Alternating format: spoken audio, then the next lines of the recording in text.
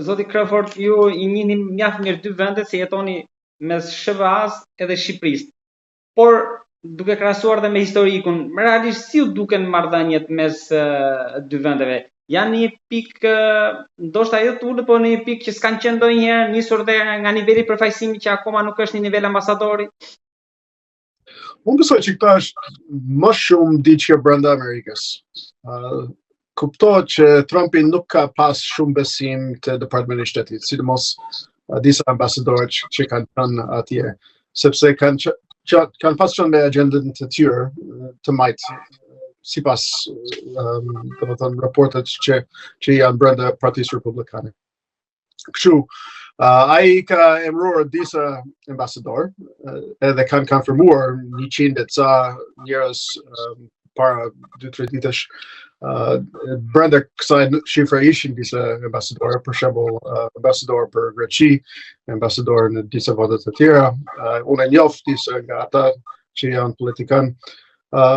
Por normalisht ata janë donatorë të partisë ose diçka të tillë. Ata që janë karrierë,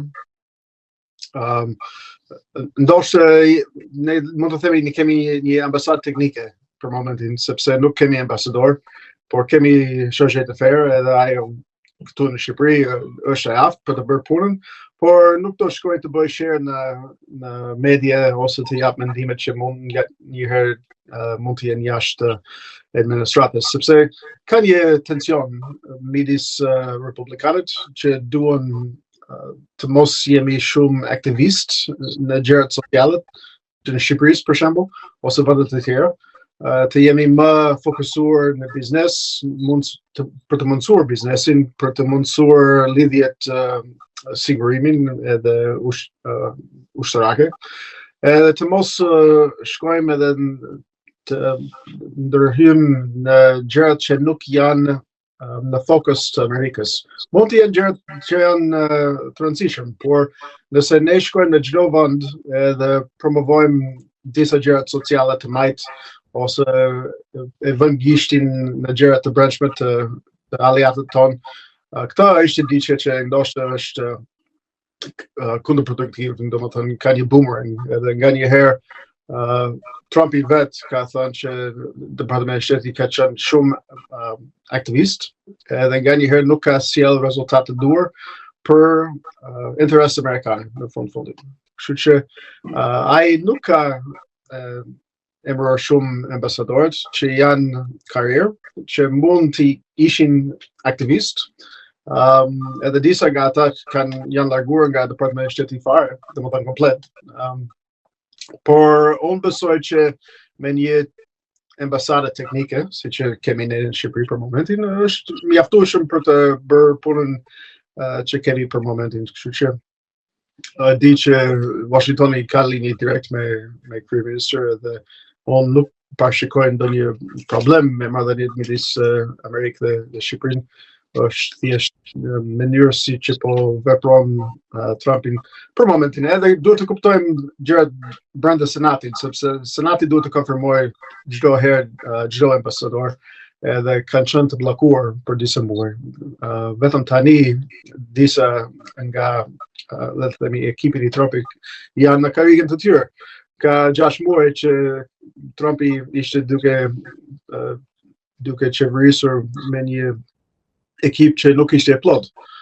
Kështu që pse ta harxojë shumë kohë me ambasadorët që për shembull me kompat që janë aliatë dhe janë ndoshta më të vogël, kur janë bllokuar ata ambasadorët të tjerë. Kështu që besoj që derisa këtë bllokim është edhe ishte çliruar, Trumpi nuk do të fokusojë nga ata kombat që normalisht kanë ambasadorët që janë politikë, nga karrierë.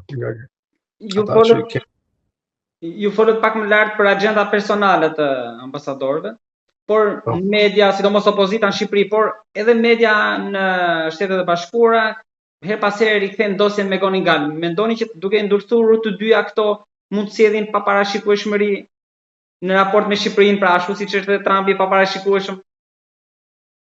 Këto është një diçka e shqetësuese edhe për mua si biznesmen.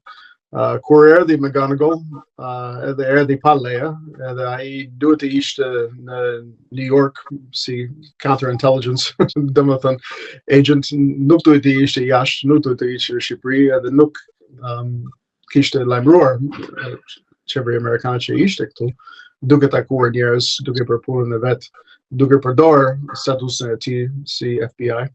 Ambasada ose e dinte që ai ishte këtu, edhe këto është një problem, ose nuk dinte, edhe këto është një problem. Kështu që nëse ata kanë pas ditur, këto është problem sepse ai s'duhet të ishte këtu, edhe nuk kanë thënë gjë. Nëse ata zinte që ai ishte këtu, domethënë çfarë po bëjnë atje në ambasadë.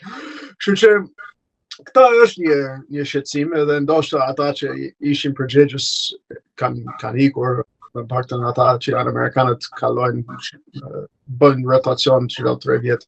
Nuk e di për ata që janë të vendësit nëse ishin përfshirë apo jo, por normalisht ne duhet të çdrejshim këtë situatë.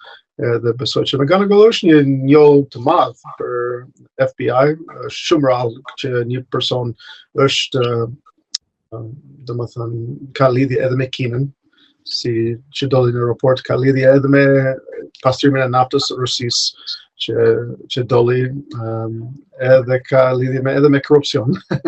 edhe sipas raportet ka lidhje me duke marrë rishfret nga oligarkët. Që ka shumë element që akoma nuk janë hetuar, edhe duhet të jenë hetuar, por shohim hap pas hapi.